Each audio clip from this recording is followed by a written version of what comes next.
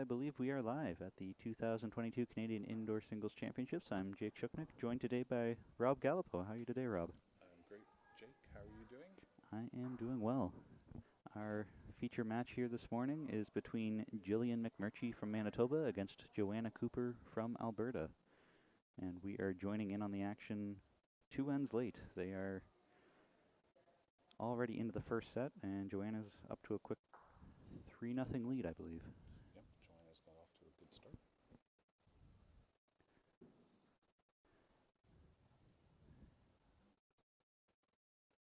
Apologies for the late start. Let us know if you're here, if you're able to hear us. Give us any feedback on audio, text support, stuff like that. This is, I believe, Game 6 for the women that they're playing right now. That is correct. So it looks like Joanna Cooper and Jillian McMurchie are both 3-2. So crucial game here for them. Yep, this one's got huge playoff implications. Just past the halfway part of the round robin. So game at hand here, Joanna's using the black bowls and Jillian is using the white ones. And I'm told that the white ones are Taylor Aces, I'm told. And they're moving. That's exactly the feedback I got. They are moving. Oh my goodness. They are the swingiest bowls out here this week, I believe. I didn't get a chance to look at Joanna's bowl, so I'm not quite sure what she's using.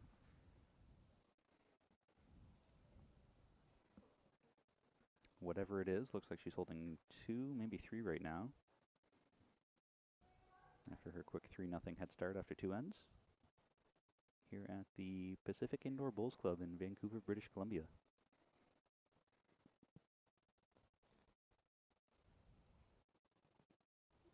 She's already got the tee, but I wouldn't be surprised if she's going back from coverage. But now just drawing another one in, so now she's holding 3 for sure. So they're saying they can only hear me clearly, so I'm going to boost up some volume levels for everybody across the board here. Make sure that we can all hear each other loud and clear. Do I need to speak a little louder? That might be it. Well, you know, Jake, I am kind of shy.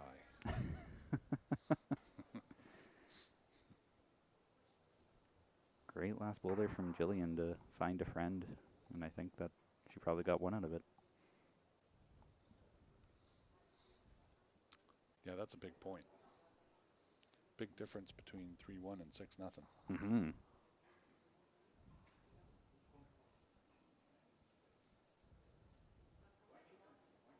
As always, you can find the scores, standings, results on the Bowls Canada website, bowlscanada.com, where we can learn a little bit about who they played. If you actually look under standings and you click on their names, it'll pull up a record of who they played and what the scores were. So I can see that Joanna started 3-0 by beating Louise St. John, Lois Koss, and Jan Robinson, but then lost both her games yesterday to Bobby Jean Charlton and Rainbow Lung. Sorry, not both their games yesterday, the first game today and the last game yesterday. Whereas Jillian got off to a 2-0 start, beating Lois and Janet, the Saskatchewan women, and then losing to Josephine and Linda, the BC women, and then beating Louise this morning.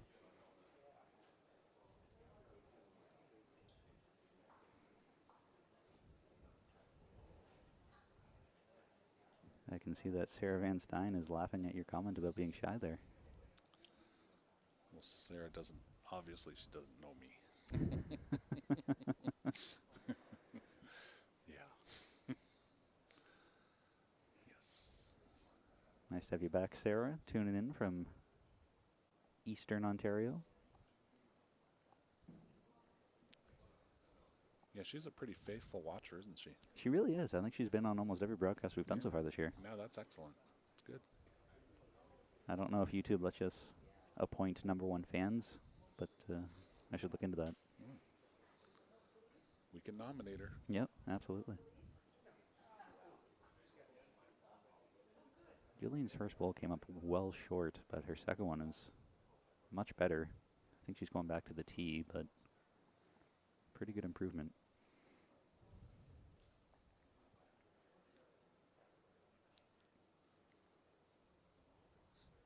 That's certainly one thing I noticed about the players here is their ability to adjust is unbelievable. Like, this is a fast surface, and you know, a bowl goes astray and they can adjust so quickly.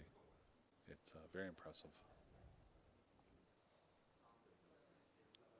I was not familiar with Jillian before this year, but she played on the women's fours team in Burlington. So she has a little bit of national experience under her belt already before coming here.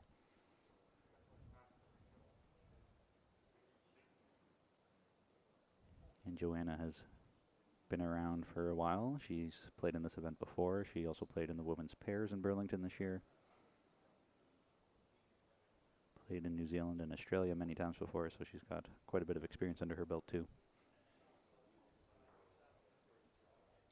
Hot take by Sarah, watching bowls is way better than Young and the Reckless. Young and the Restless. Take that, Derek Dillon.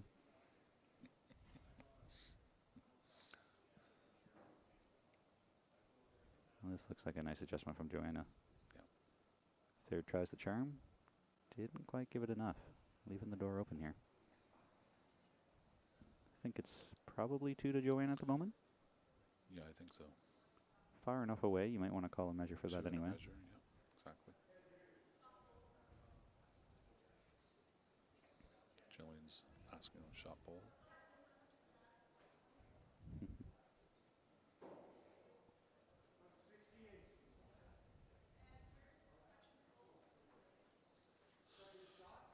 I learned a little bit about the marker on this rink the other day. His name is Dave. He's a second-year bowler, I believe. And he's picked up bowls in the middle of the pandemic for the first time. And so he'll get up in the morning, walk to his outdoor club, or walk here, which is about 5K, before then playing here for the league games. And so he said his first year of bowls, he lost something like 35 pounds or something like that just from walking back and forth every day. That's which amazing. Is crazy, but he absolutely loves it. Said it was a big turning moment for him to get out of the house during COVID and get out and play some bowls. So That's great. very keen second-year bowler. And he's been here every day, like Yep. all day. Every day, yeah. He's putting in the hours. Mm-hmm. Kudos to the PIBC membership here for helping out with markers. There's been quite a few here every day. Mm-hmm. Yeah, there have been. I have some inside scoop that Joanne's using old Dreamlines. Ah, there we go. Local knowledge. Yep.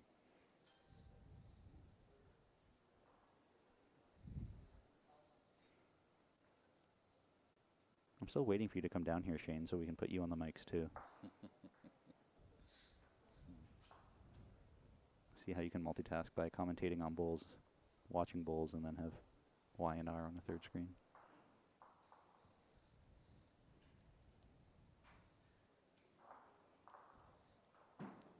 So Daryl Fitzgerald's commenting on me having a mic as well. That's because I haven't been given one on the Canadian Bowler yet. Ooh, shots fired. Take that, Daryl. Just kidding, Daryl. Yeah. No, Shane's going to be here tomorrow. All right, we'll sign you up, Shane.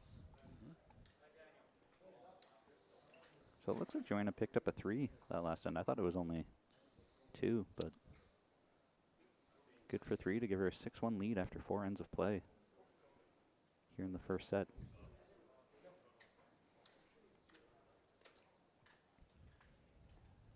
Opening bowl, it's probably a meter past the jack, I'd say. Yep. Give or take.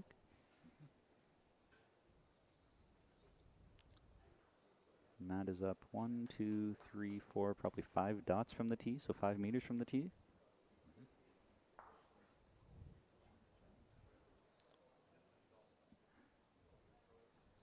Yep. So it would be a medium size jack Mm-hmm. or a medium distance jack. I mean, it's a medium size as well. We'll give you that.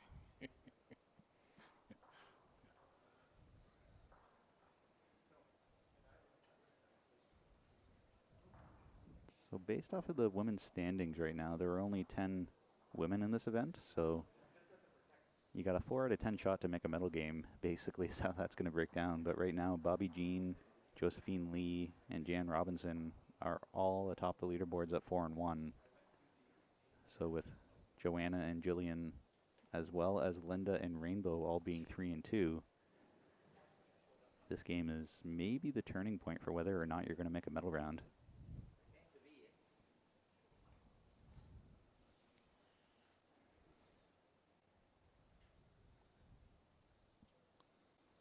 So unfortunately, our camera isn't quite picking up the ditch. Both of Jillian's bowls are still on the green, but they are very close to the back ditch there, just off camera.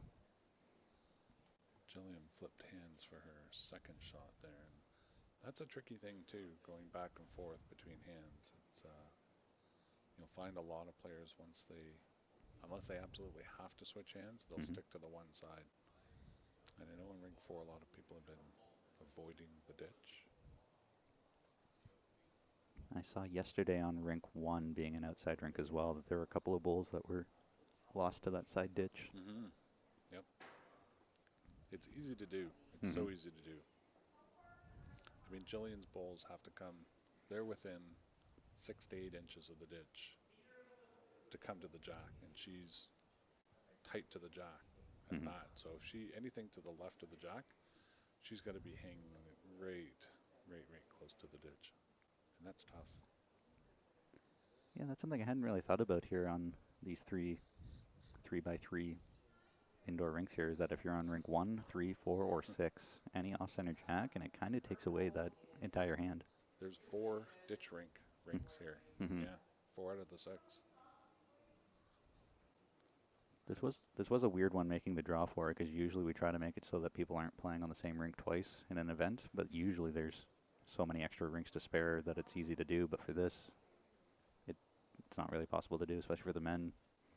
Yeah. Getting 11 games on 6 rinks, you're bound to play on every rink at least twice. At least, yeah.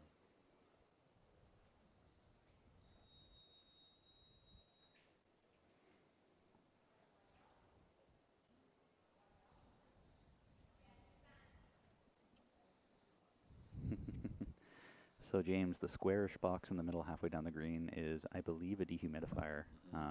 They are trying to keep it from getting any moisture in here, as obviously you don't want to be messing with the artificial carpet if you can. Yeah, I think controlling the atmospheric conditions here are very important to the performance of the carpet for sure. And I know I got here a couple days before you, and I think it hasn't been raining for 6 hours since I've been here last Thursday. It's there's been a lot of rain. Well, they went 100 days straight without rain this year, so now they might be going for like 100 days straight of nothing but rain to make up for it. Yeah.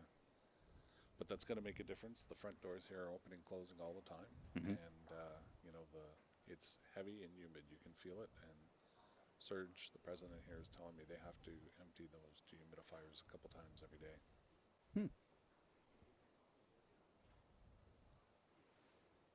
So I saw that she took out Jillian's bowl. I'm not sure if she actually is going to be counting more than one on this. Yeah, I think Jillian got the point there. Makes it 6-2 after 5.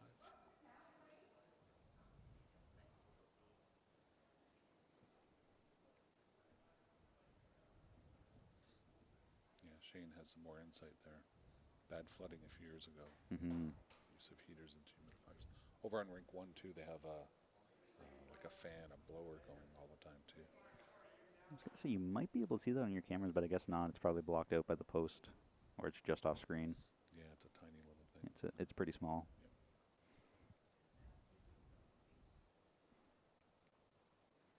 So the rink to the right that you can kind of see Janet Watson and Louis St. John on the right of your screen there. Right now it looks like Janet's up 6-5 over Louise, and they're playing the last end of their first set, so that's a tight game for the first set.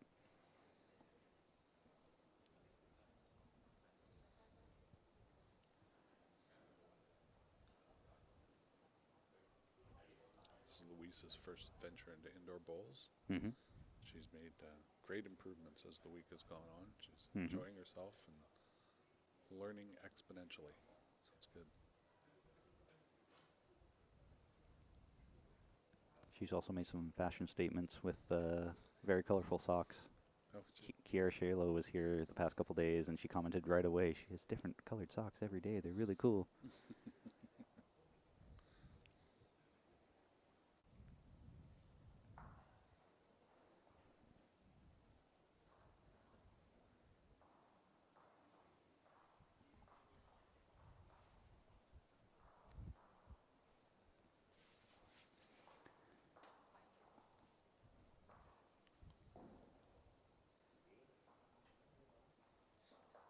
So this is the second game and last game for the women today, and then they'll be back again tomorrow to play a couple more. After they're done, we will be streaming the men's game, so approximately 1 p.m. local time, give or take.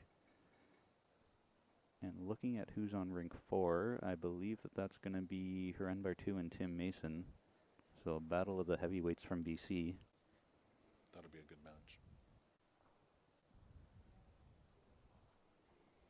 That's also a sort of a do or die situation, I think. At this point, Tim's 4-2, Huren's 5-1, and Jerome still stands alone at 6-0. King Kirby.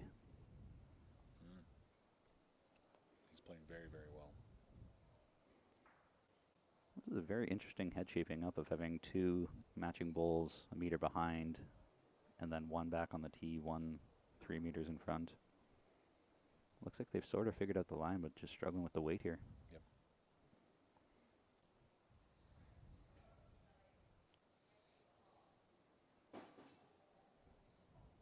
Noticed when they play that medium distance jack, it's very difficult to adjust to. I think people go to the short jacks really well and to the long jacks really well. But as soon as you get into some of those tweener weights, it makes it very, very tricky. The murky middle. Yeah. Tweener, I like that. Yep. Tweener weight. That was coined by Eric. Tries to stay away from the tweener weights. That last toucher from Joanna has got Jillian scratching her head. She's flipped back and forth on the mat a couple times here. Not sure what hand to play going into this. That is a tough shot to be in right now, as Joanna's got the tee covered, so you can't crack at it.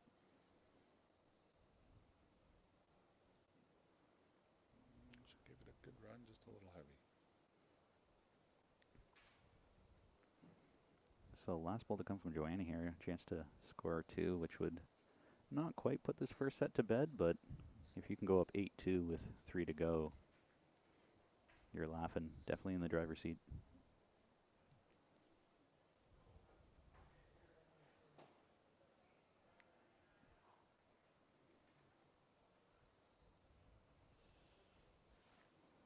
That also looks a little spicy. Yep.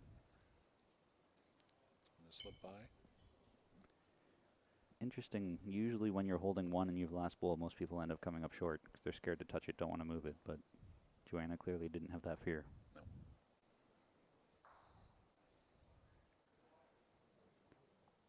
6 ends down, 3 to go here in this first set. Joanna Cooper from Alberta taking a 5-point lead over the Manitoban.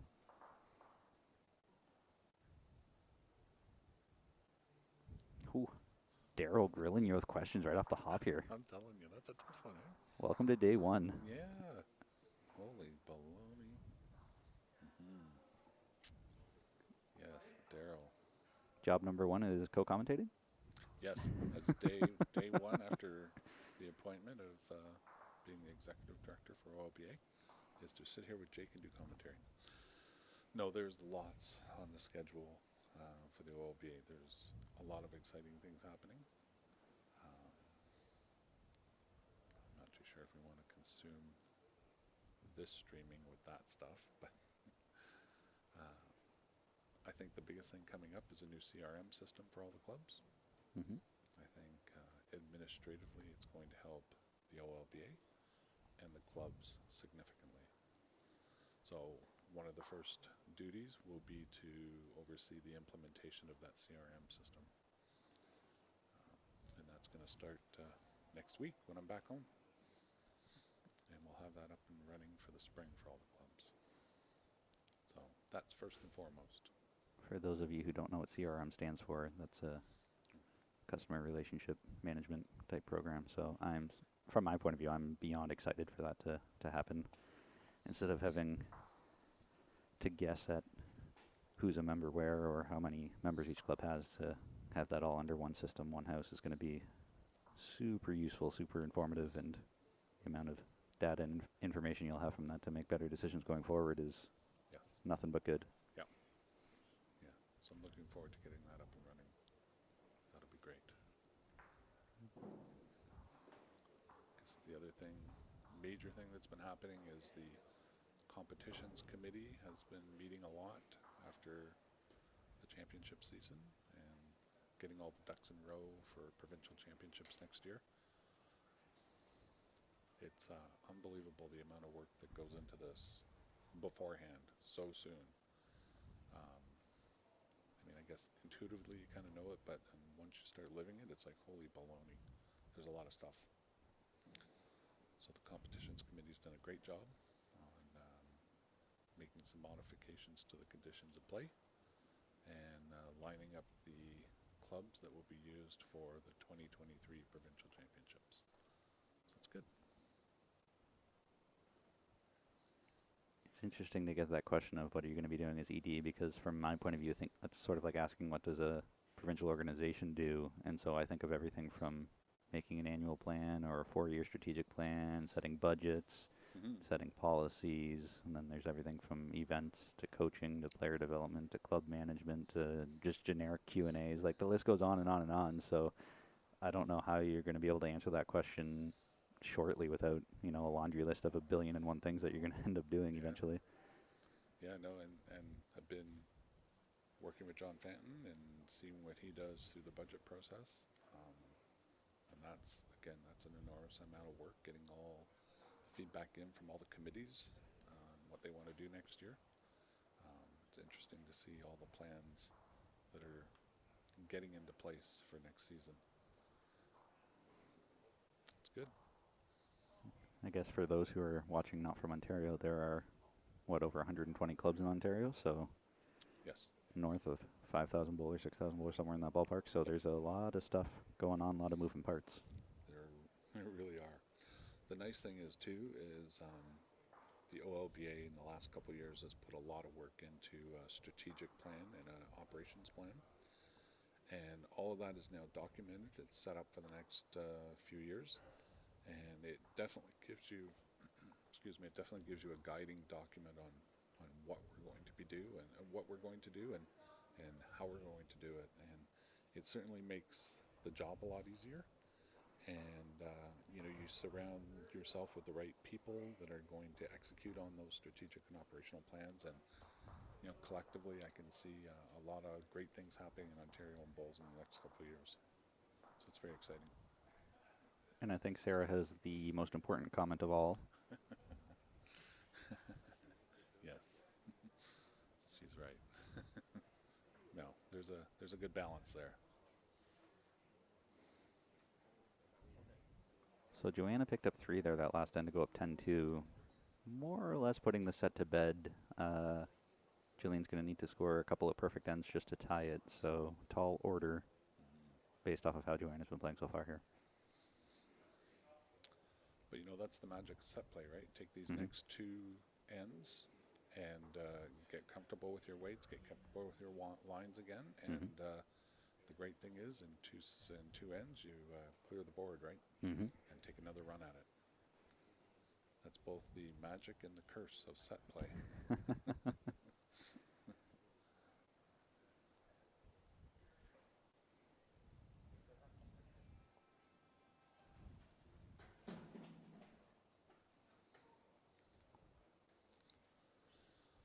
There's a good opening bowl by Jillian. Came up just about 2 feet short, but in a good spot. Local statistician James Rimmer was trying to run some stats on the game so far, and he told me that 44% of all of the men's games so far have gone to a tiebreaker, which feels low to me. I thought for sure it would have been more than that. That would have been going to a tiebreaker. It feels like almost every other game here is in a tiebreak. Yeah, it seemed to me like 3 or 4 every every round we're going that way, but I'm sure James is on it. He's good with that stuff. The more interesting stat that I found is of those that have gone to a tiebreaker, 8 of them were won by the player who won the first set, and 8 of them were won by the player who won the second set. So it was a perfectly even split, which I was fascinated by. I always sort of thought that if you won the second set, you had the momentum and you'd be going through and carrying on through the tiebreak, but clearly not the case. No, that would have been my guess as well, but I'm not sure what we can do with these stats, if that's really going to help a player at all, but the more you know. mm-hmm.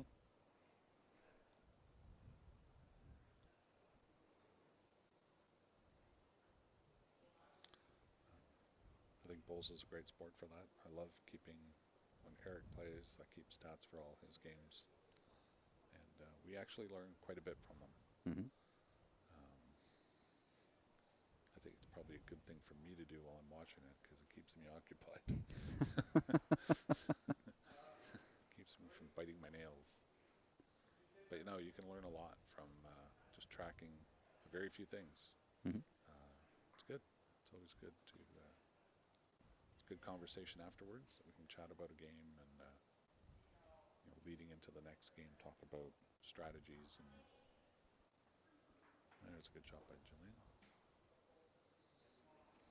So Keith, we did actually talk about what bowls they're using earlier. Jillian's using Taylor Aces, and your inside scoop told us that Joanna was playing with, sorry, was it Henselite XGs? Yeah, Old Dreamlines. Old Dreamlines, that's what it was. Yeah. Old Dreamlines. Yep. So there you go.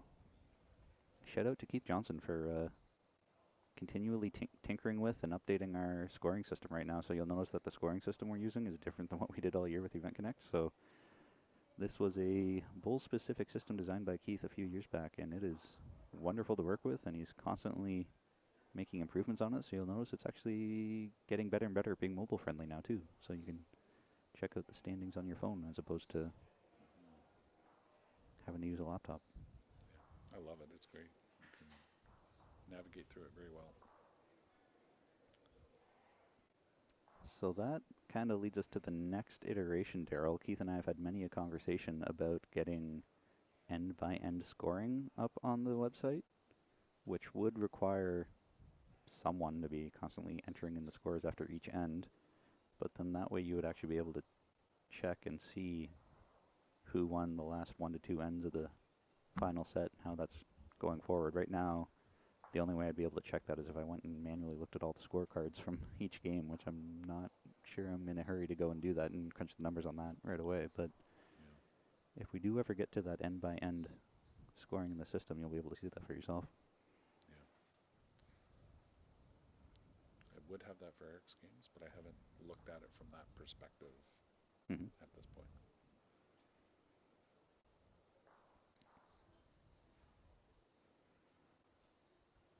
Wait for Dave to update the scoreboard. We know that Jillian scored at least one, so I put 10-3, but definitely didn't pop a perfect one, so that means Joanna is going to win this first set. And yet just 10-3, so for anybody watching, the -1 next to Joanna's name just means that she has won the first set. Not that she has a -1 handicap, as Daryl was questioning yesterday.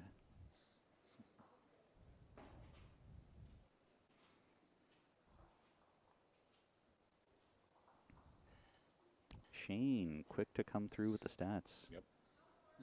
28% tiebreakers on the women's side. That is interesting.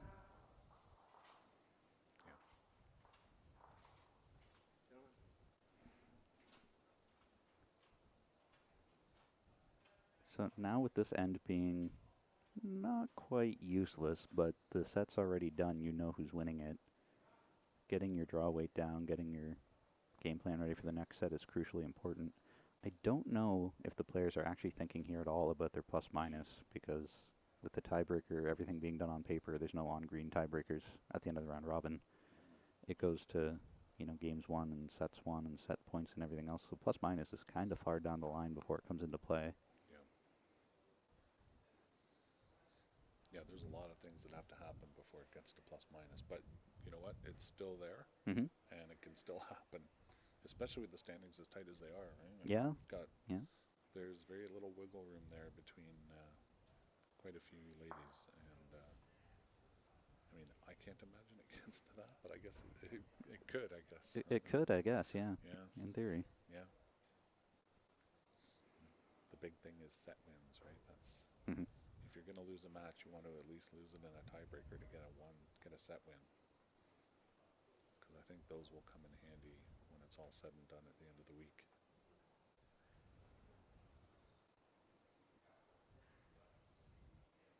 I do remember when I first started with BCB, and I was on a 1-year contract dealing with championships and looking at conditions of play.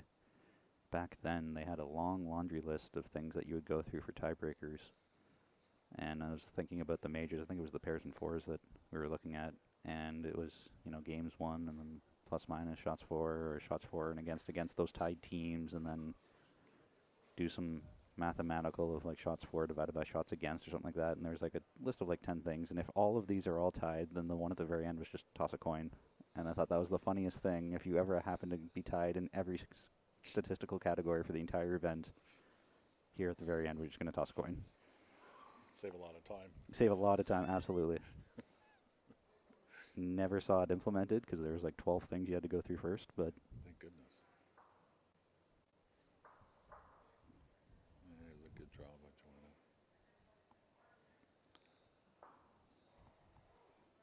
regardless of who wins this end, since Joanna won the first set, she's going to get control of the mat and the jack going forward, which is interesting and almost kind of counterintuitive. Could play your heart out this end and think that you're getting excited for the next set, but then since you didn't win the set, you don't get to start it off. Daryl, there is one registered coach at this event. Vince Mai from BC is coaching Doug Prop from Saskatchewan. So on the women's side, there are no registered coaches.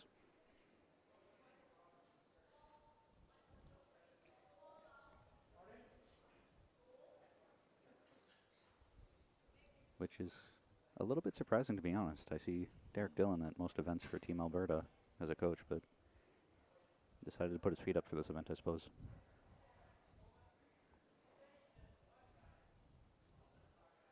Joanna's crashing on a bowl with her last one here, so she will collect probably 2 to make it 12-3 for the final of this first set.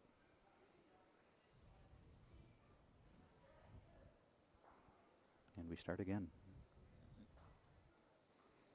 And so it goes.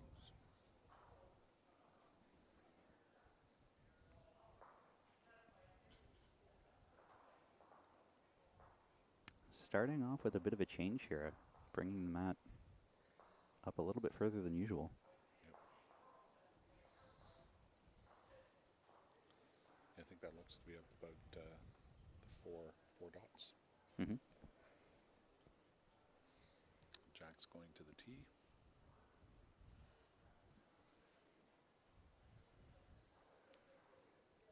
Give you a couple of updates around the other scoreboards. On rink 2, it looks like Linda Eng is up 9-1 over Josephine Lee after 6 ends of play. And the rink next door, Bobby Jean Charlton, is that a 10? 13. 13-3 over Lois Koss. Yep. Playing the last end of their first set.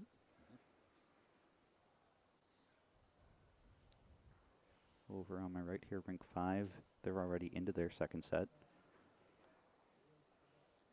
Louise St. John is currently up 2-0 over Janet Watson, although Janet did win the first set. And way down at the end, it looks like Jan Robinson is up 7-5 over Rainbow Lung.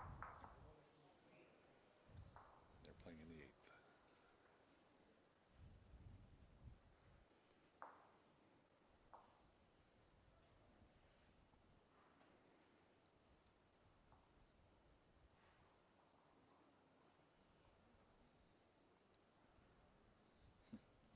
Shane's just looking at some more stats there, the plus minus. Yeah, that was funny because Eric was 0-2 after the first day and he was plus 6.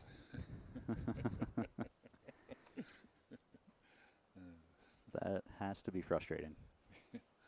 2 very good matches. Joanna is coming alive here to start this second set. One locked on, one a couple feet in front. Putting some pressure on to say, hey, this second set, I want it too. I want to go win this in straights. Yeah, she was honing in more and more on each end there. You can see her getting tighter and tighter. all that experience coming through. Mm-hmm.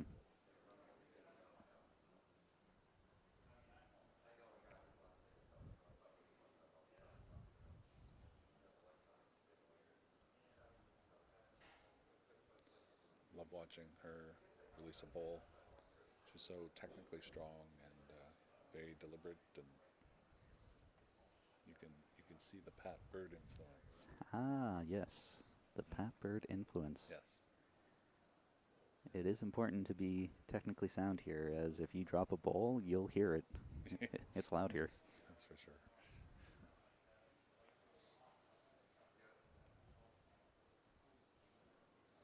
I was fortunate enough to roll some for the competition this week, and it's official to say I'm a bit of a thumper.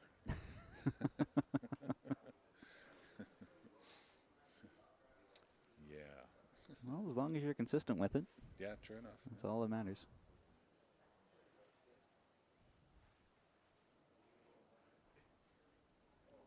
Ooh, just missing the jack on our way through.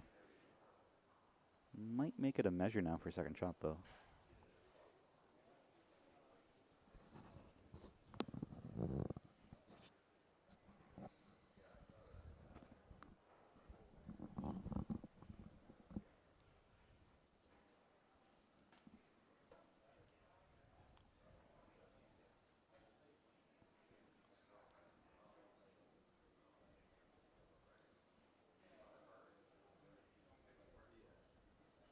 So Joanna's final bowl here, with the jack being on the tee, she already has best back. I'm kind of surprised that she played that hand. I'm not quite sure what the thought process was there, as you've got position covered already. I guess maybe worrying about the jack going straight sideways, but odds of that happening are pretty slim. Yeah.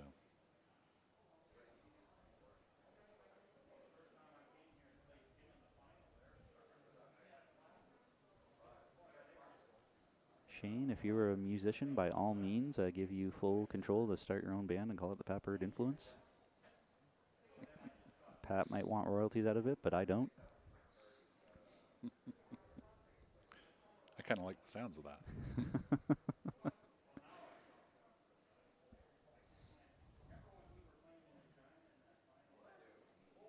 So Joanna's for sure scoring 1. We'll see if they put a tape to it for 2. Out comes the first.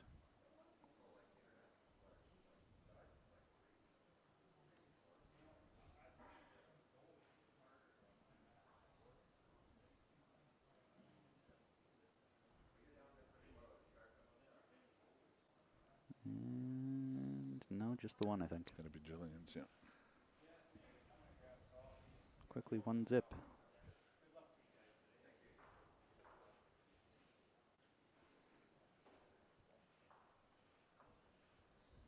And immediately, Matt goes right back up to where she had it last end. So 1, 2, 3, 4, maybe 5 dots. 4 between. 4 dots that I can see, I guess. Yeah, just past.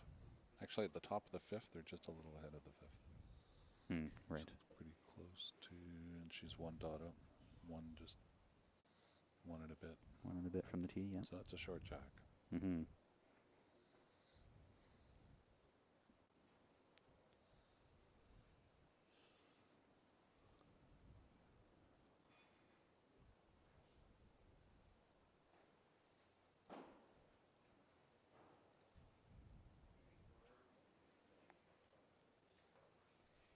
Joanna's opening bowl playing on her forehand, avoiding that ditch hand side that Shane was talking about, that the boundary rinks after the flooding are a little bit wonky on the outside ditch sides, so local knowledge may be paying off here to avoid the ditch hand side if you can and play the other. Jillian following her down is a lefty. I noticed there are a lot of left-handed bowlers here this week. There are.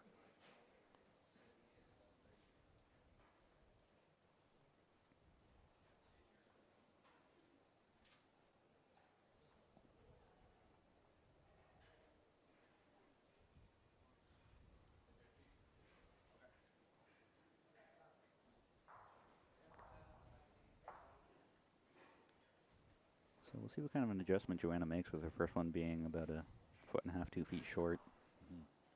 It's going to be in about the same area. Yeah, didn't make much of an adjustment there. That's a pretty good caterpillar, but want to make that adjustment on the other side, so she's maybe a foot shorter than her last one, if that. 8 inches.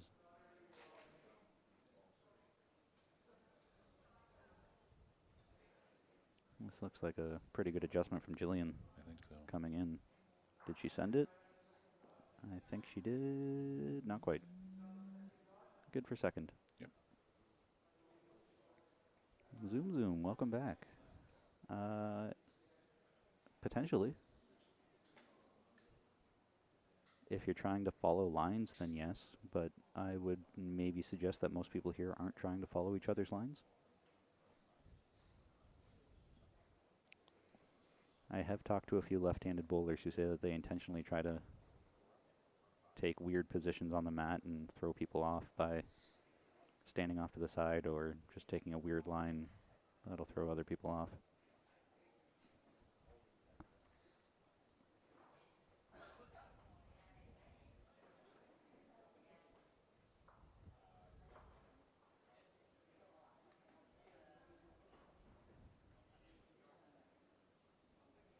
Fairly wide open draw here still. Anything within 1.5 foot will do. Jillian made an adjustment here by adding a touch of weight. Oh, That should be enough for one, I think. yeah, really close for the second, I think, too. Mm-hmm. It's good.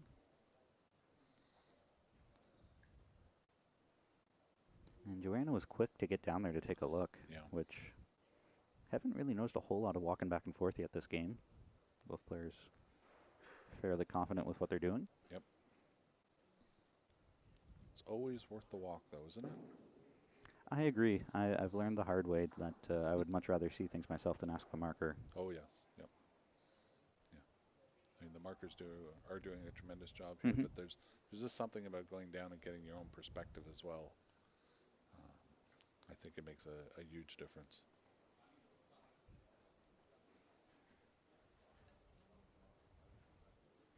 What makes this end particularly difficult for the women right now is that those bowls in front are completely blocking the jack, so they can't see anything from the mat, so you have no idea how far away the jack and the bowls are. So I think that was a really smart move from Joanna to go down and see that there's actually, a good foot difference between jack and bowl, plenty of space to draw around. Oh, yeah, there's tons of room there. Yeah.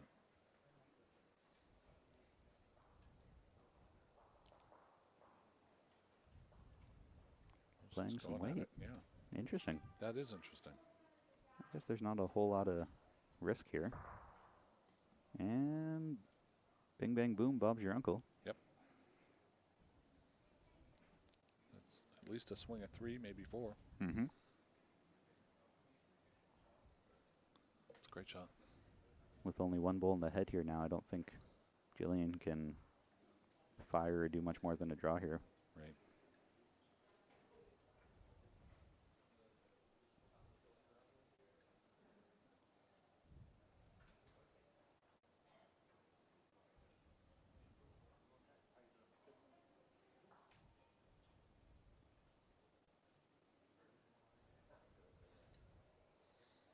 So, Kathy, you're talking about Joanna's white bowls. Joanna's playing with black bowls here. So are you referring to what Joanna plays with back home in Alberta, or are you thinking that Jillian's bowls are Joanna's bowls?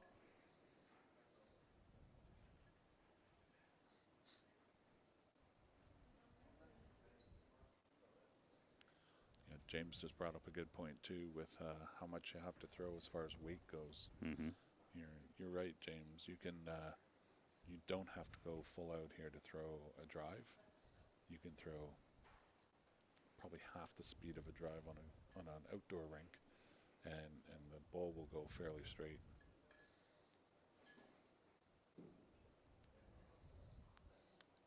Could be a lot more accurate with your drives in this environment. I forgot to mention to Dave beforehand that there's a camera there, so don't stand in front of it. He's covering the path of the bowl coming down, but you might be able to see a result if she's anywhere in the neighborhood. There we go. There we go. Yeah. I think she was maybe trying to make contact on hers and push it in and just got a little bit on the high side.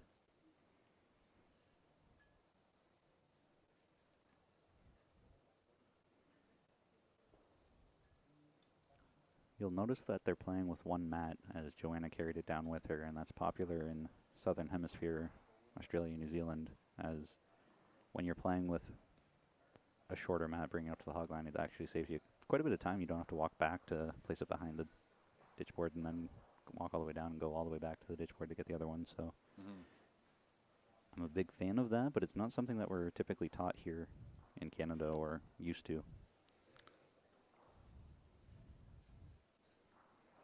No, that does save a lot of time. It's a smart thing to do.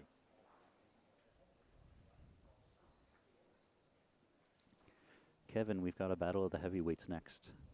It is Tim Mason against Haran Bartu. Not sure I can give you an exact time because it depends on how long this game takes. With no time limits, there's no knowing when this game will end. So I'm going to say roughly an hour from now-ish.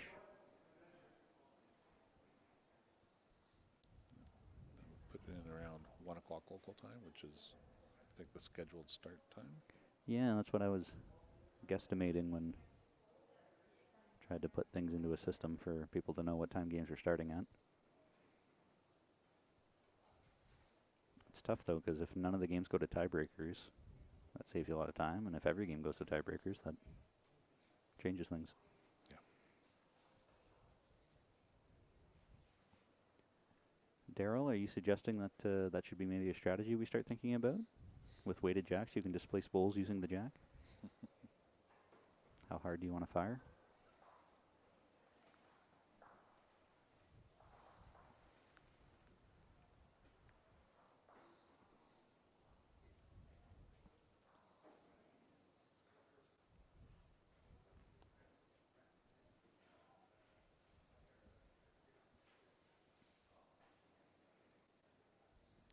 So Joanna found her weight with her first one and a couple feet on the wide side. This time she's added the weight and made a minor adjustment on her line. It is off camera, but it is about 3 feet behind the jack.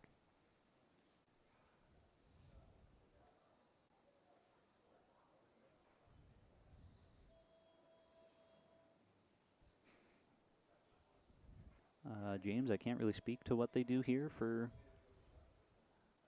Irish triples or anything else, and that's a great ball from Jillian. Yeah, Jillian just played a great shot. I can tell you that they are super popular here with 2 leagues per day, every day.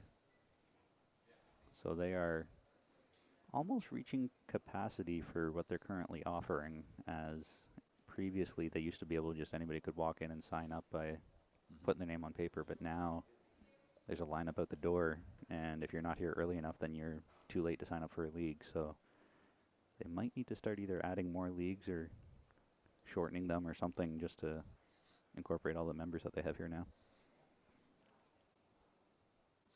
Yeah, it's great to see they've got speaking with Serge, the president, they've done a great job growing the membership here over the past few years, and it's an active membership too, which is what you really want to see, right? Mm-hmm. It's one thing having members, but you want them all engaged and playing lots, and it seems to be the position they're in here right now, which is great. It's good. For those who don't know, the PIBC here is actually in a really nice location with lots of other facilities and amenities nearby. So swimming, baseball, soccer, whatever else is in this complex here. Gymnastics upstairs. Gymnastics upstairs, that's right. That's right.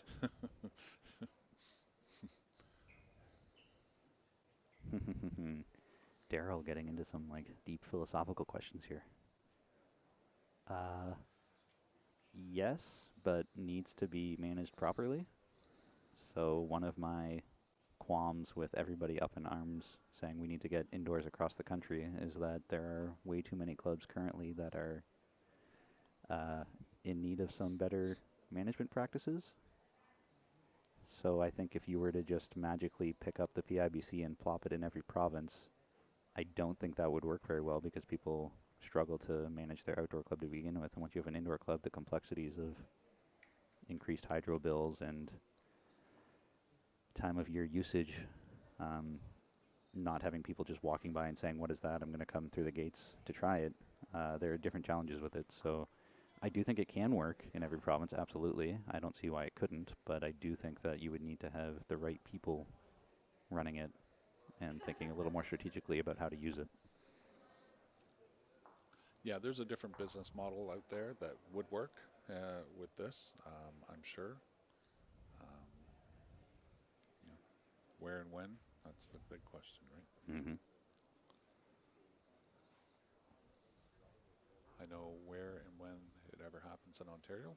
I'll be there for opening day to cheer them on because I'll be pretty happy.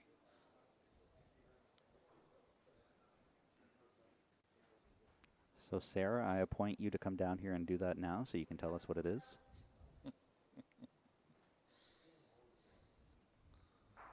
Bingo, Oh, bingo, Joanna. bingo. What a tremendous shot by Joanna there.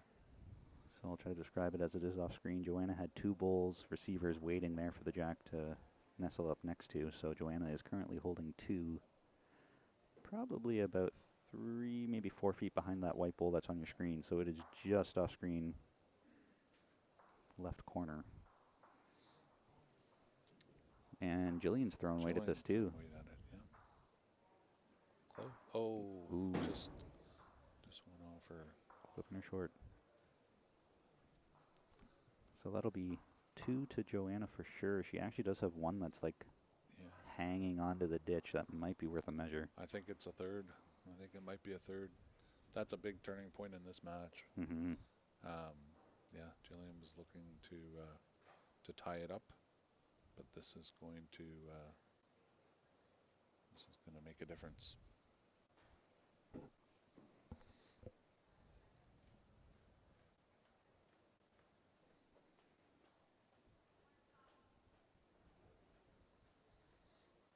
Yeah, Shane mentions it'd be great to have at least one more facility out east and then alternate nationals back and forth.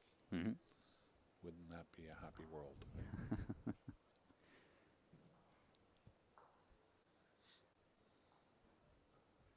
I have no doubt that it can be done, but it is definitely not a light undertaking. No.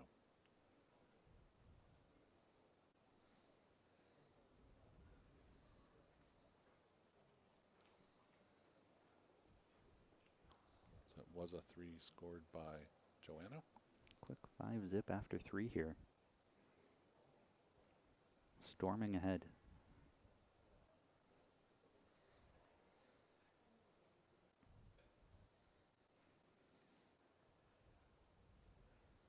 And continuing to put the pressure on. So after throwing a drive, it's a bit of a time gap, I guess, between the drive and draw, but still. Still.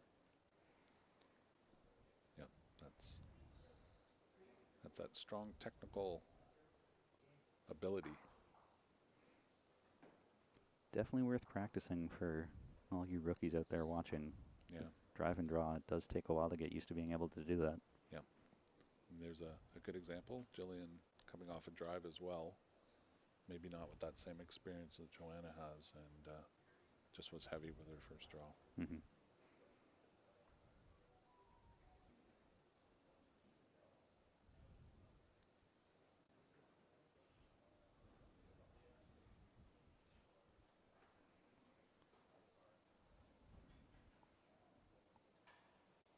Not perfectly consistent, but you can't be too upset with that for your second bowl either.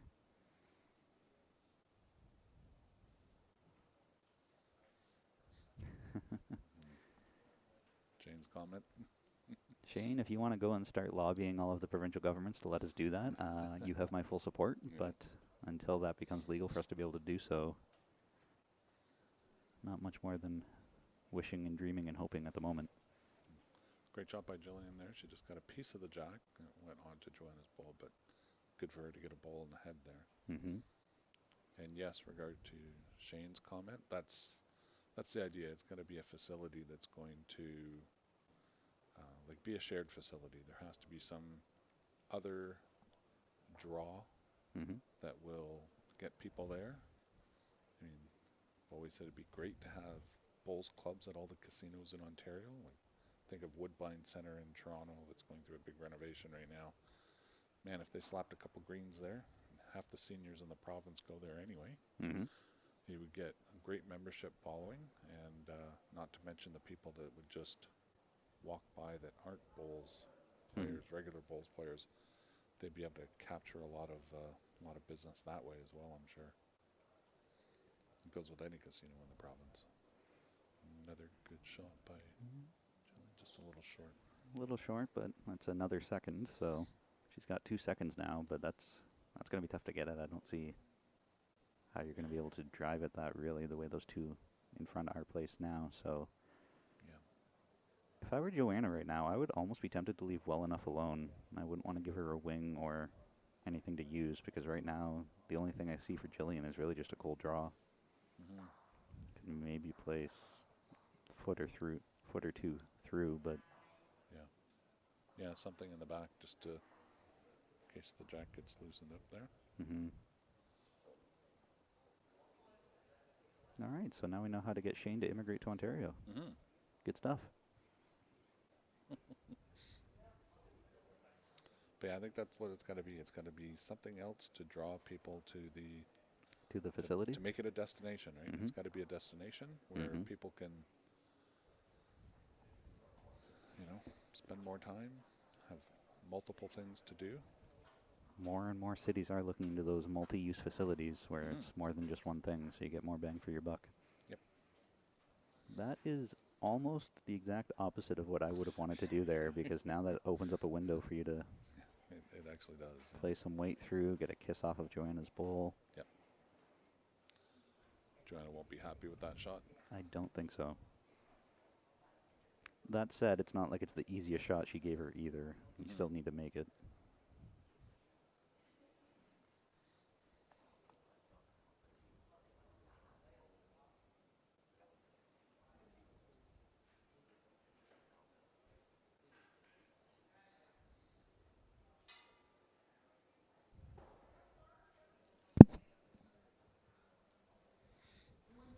Jillian's taking a good look at this. Having a real hard look. Yep, that's good. Daryl, you asked about coaching here, and this might be one of those situations where a coach could be very, very useful if you're spending a long time looking at something and you're indecisive. Getting that support from a coach can go a long way.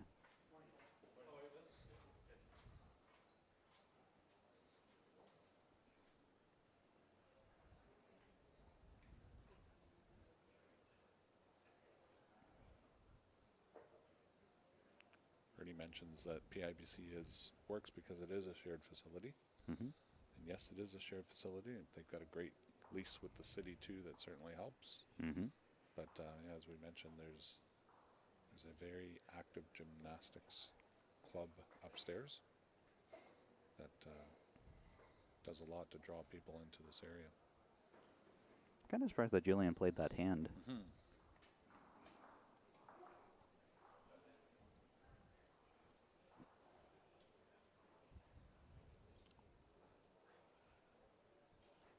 This facility also works because they have such a engaged volunteer base between Serge and Eric and Sam and everybody else here.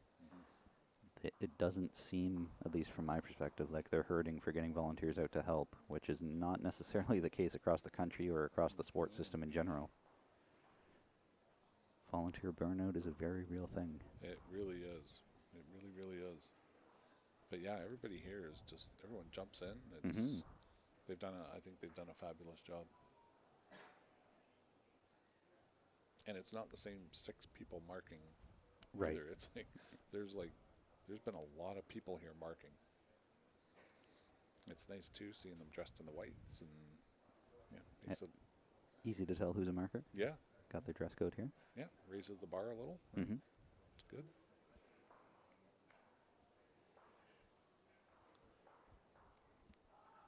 So not quite on the tee, but Joanna still has her mat up where she likes it, and this time the jack's probably 1.5 meters short at the tee. Yep.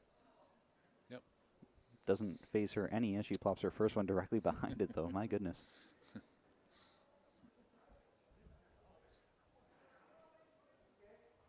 Six-point lead, 5 ends to go. If Jillian wants to force a tiebreak, now's the time to come alive, but Joanna's not making it easy for her. No.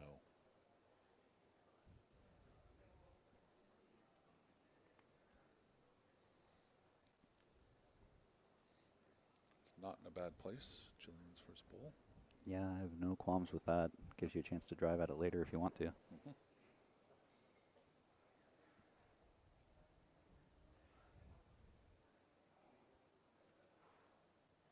I find this bowl right here for Joanna to be maybe the most difficult bowl where I'm not sure what to do with it. Because after locking your first one directly behind it, you don't want to make a big target. Mm-hmm. So I think I'm probably the most nervous after throwing arguably a perfect bowl, because now what do you do with it? Yeah. I think she did a perfect thing with it. Mm-hmm. She left it behind the jack, so there's no target, and it's pretty tucked in. There's a little bit of a overlap there, but it's a good spot. I think soon you'll probably see her come to the back I would absolutely agree with you on that. to join Jillian's bowls. I'm curious if I were to ask her after the game if she prefers her first bowl to be a front resting toucher or a back resting toucher, if she would say a back resting toucher, which her first one wasn't quite a toucher, but close enough. Coming up a bit short for what she wanted.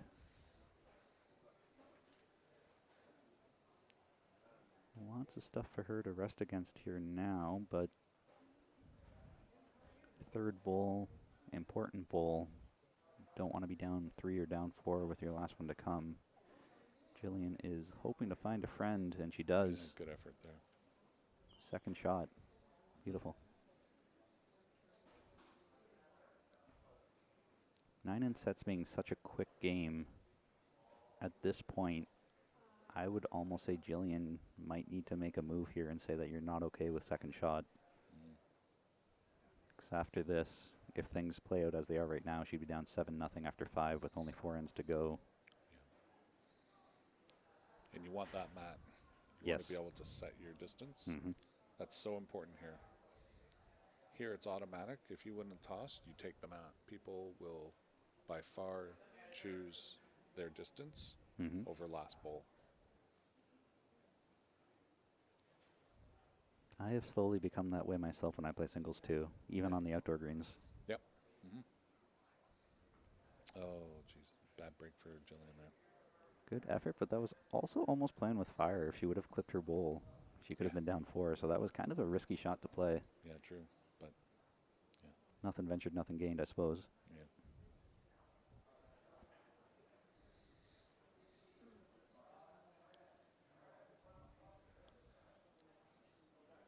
Just over halfway through this second set.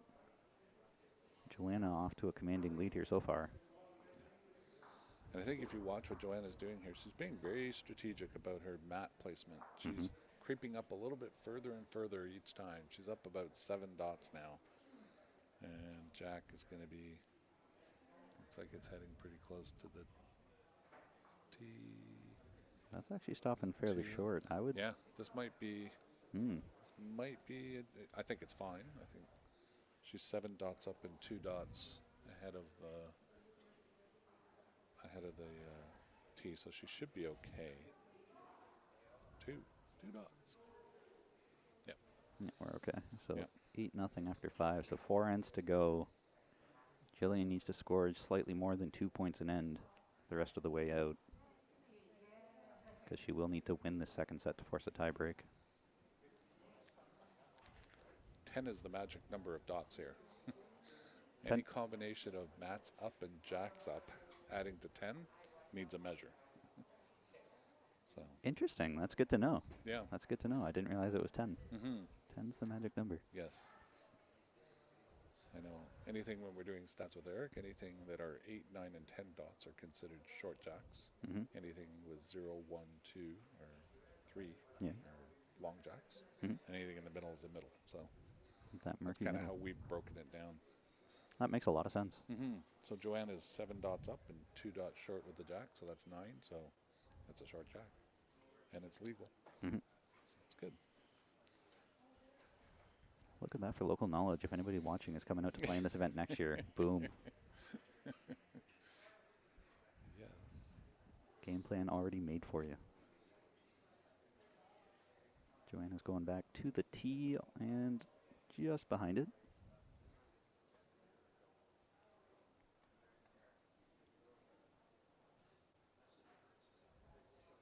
So with both of these women having 3-2 records, if Joanna does happen to win this game, she'll be 4-2 and in a prime position to make a move to try and get into the top 2 to play for gold. Mm-hmm. But Jillian being 3-3, that gets tough because it's only a 9-game round robin. So Yeah.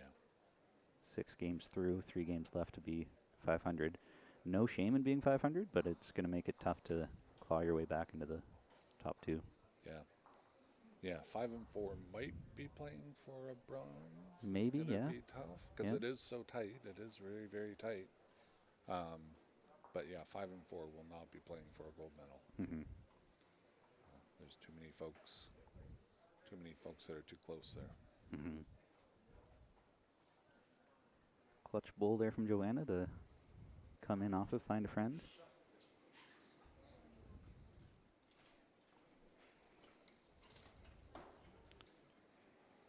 And it looks like Jillian got a little bit on the high side here as she's going around back.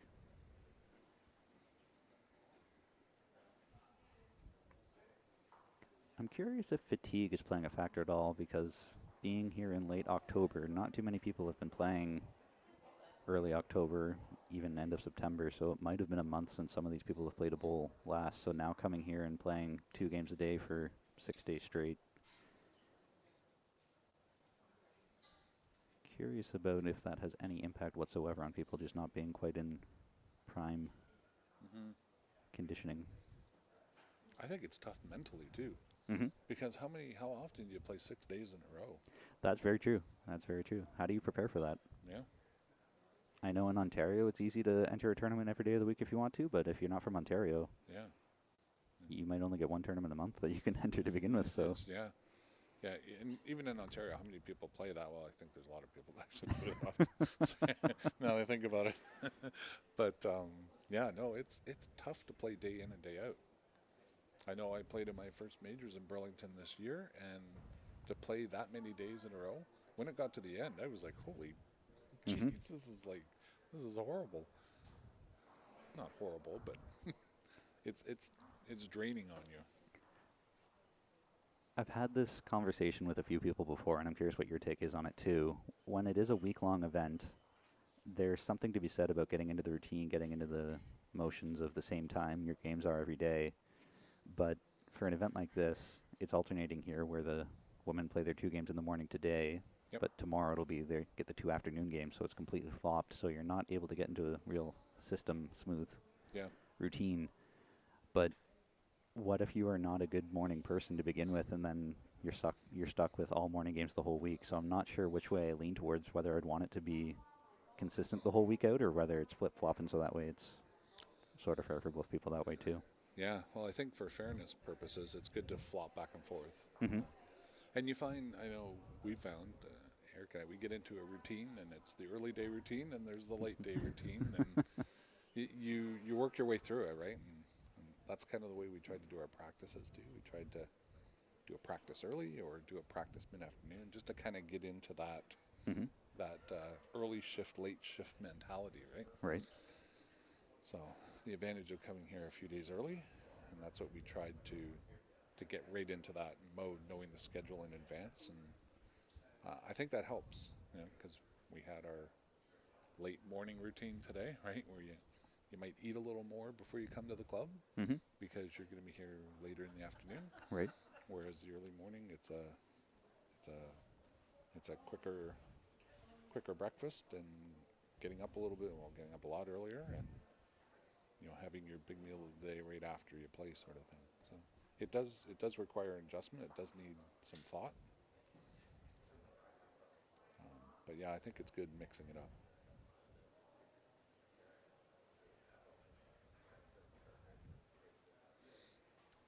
So with Joanna getting up to a 9-0 lead here after 6 ends in the second set, Jillian needs to score a 4, a 3, and a 3 to force a tiebreak set. So very tall order here, especially with her first bowl being quite short.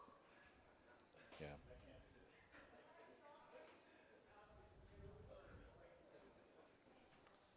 And Joanna is showing zero signs of letting up. Just Locked and loaded. Yep. Yep.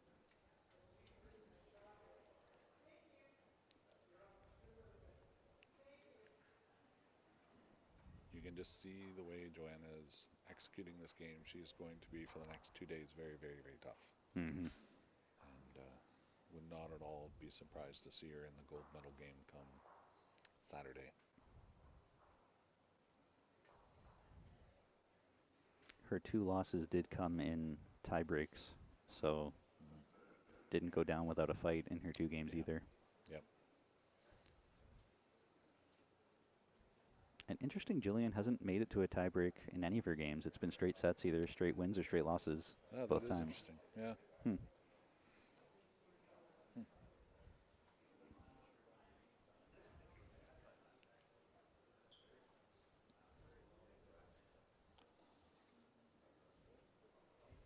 So Joanna looks like she's holding 3, as some of those bowls are off screen for you.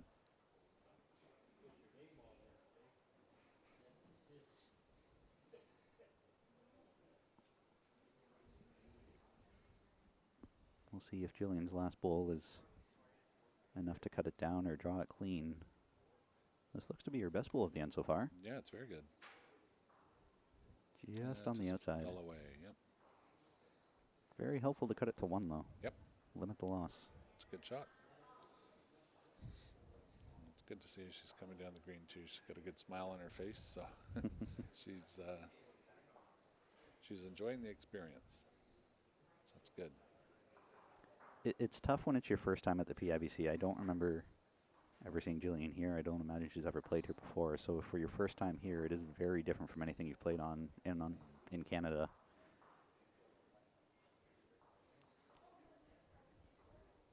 You've been coming here for years. How many people have walked in here their first year and done an amazing job and walked away with a medal? Or like, it's tough. It is tough. I don't know if I've ever seen someone in their first year here walk away with a medal, to be honest. Yeah.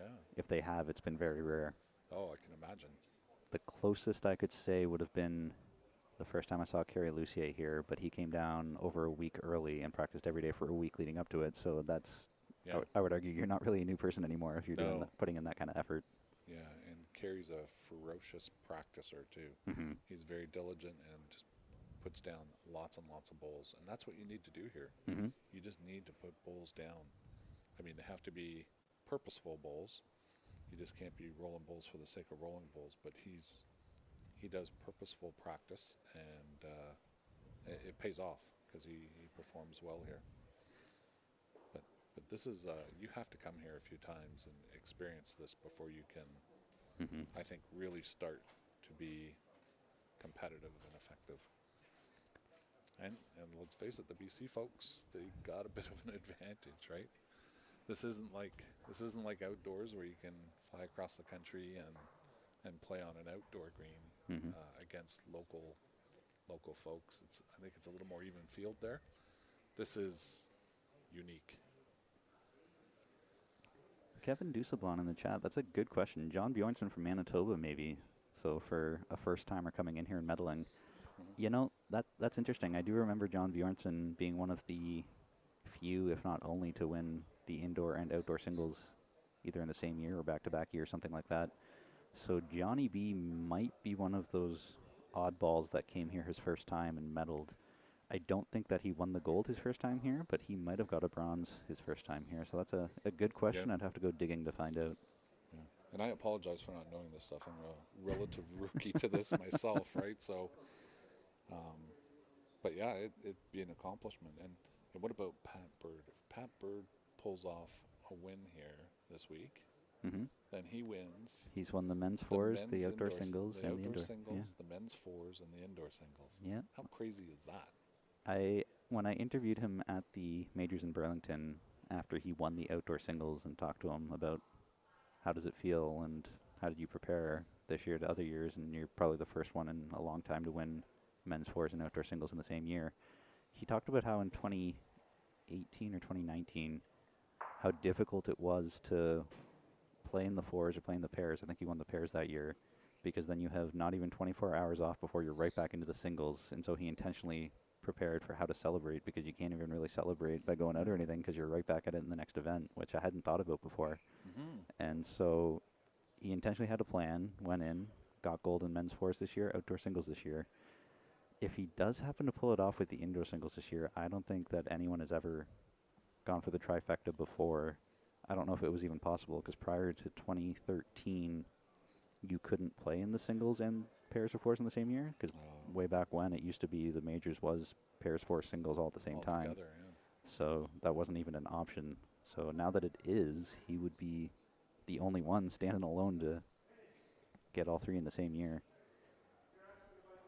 That would be amazing. That would Yep. be a very special accomplishment. Mm-hmm. I mean, I thought the fours and singles were amazing. And Yeah. I know how I felt after the Friday of playing the fours.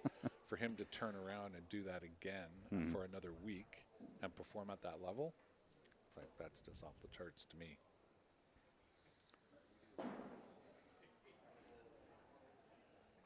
He is a good example, I will say, for the importance of stretching and warming up and stuff like that. I know he had his Theragun going to keep his leg muscles loose, and that's knowing your own body. Not everybody will need that necessarily, but he's got it down pat to know what he needs and when he needs it. Yeah. He was just down off to our right here a couple of minutes ago on his little roller there and stretching everything out. So he's getting ready for his matches that'll start in about a half an hour. Travel size foam roller. Yep. I think that was 3 there for Joanna to give her a 13-0 Yes. lead here. So final end, we'll see if Jillian can get on the board here in the second set just to take something into tomorrow. Yeah. It's tough when you're playing such a fierce opponent here in Joanna, and obviously Joanna doesn't want to give up anything. You don't want to take it easy even for a moment at a national championship, so I don't expect this to be a loose end from her at all.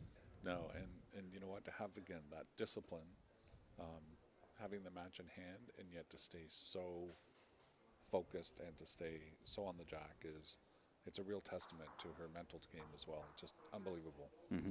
Just a great accomplishment as the bowl goes rolling to 6 inches within the jack. Yep. Like just, it's amazing. It's very, very, very good. If I were Jillian at this point, knowing that this game is done, just to get ready for tomorrow, I would be tempted to do something different here. So maybe I'd fire at this and then try to draw after that just to get your drive and draw weight down, or try and go for a trail. Just something different to try and shake things up and get more comfortable, confident. And that is a beautiful bowl. Yep. That's a good way to start it off. But yeah, you're absolutely right, Jake. Maybe she's not feeling comfortable with something. It'd be a perfect time to experiment with another hand or weight or whatever that might be.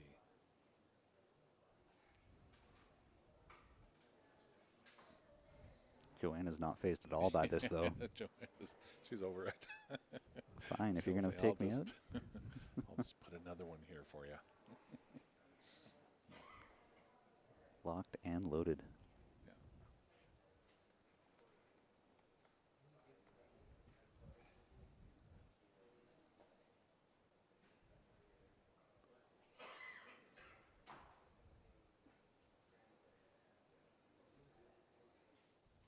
So I think she was trying something different here, and sort of swinger weight going through. Yep. Did end up in the ditch, but nothing ventured, nothing gained. No, that's what you got to do. That very shot may come in handy tomorrow, the day after. You just don't know. Mm-hmm.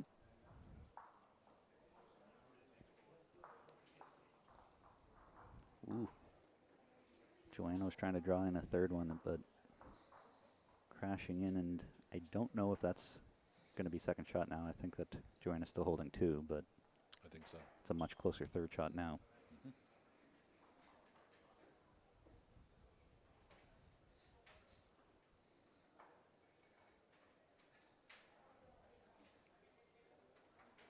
Switching hands altogether here, now playing on the ditch hand.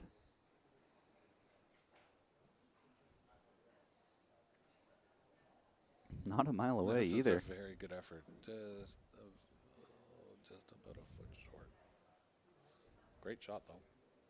Not the easiest thing in the world to do, to just switch hands and then pull out a toucher. No. To be within a foot's not bad.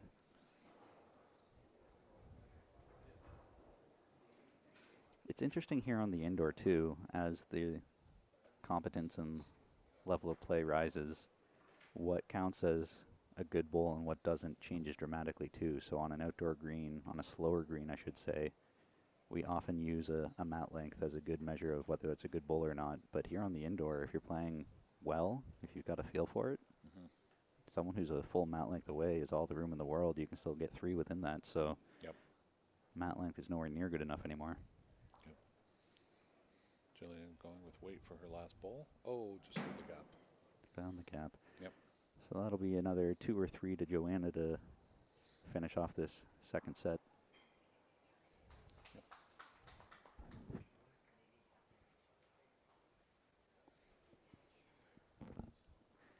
That'll be it. That's all for us here right now. Probably be a 15-minute break before we're back with the next men's game of Tim and Heren. So stay tuned to our YouTube channel to find the link for that.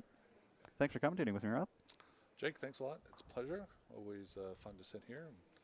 We'll have it a mission to do a game together in every province before we're all done. All right, deal. So we've got 2 provinces down now, and we'll have to we'll continue to work on it. But no, thanks a lot. I appreciate the opportunity, and you're doing such an awesome job. I really appreciate. I mean, you're here alone this week. You are tournament support, IT support, logistics support. You've got 500 emails to deal with every day, and people asking you questions from the time you walk in until the time you walk out, and you handle it with grace and ease and patience of an angel. And I'd be, if I could have half the patience you do, I'd be a great person. So I think it's amazing what you do for bowls, and it's very, very much appreciated. Thank you for the kind words. I'll be sure to return that next time we're on air, because now as the new ED from Ontario, you're going to be having all of those qualities yourself. Excellent. All right. Thanks, Jake.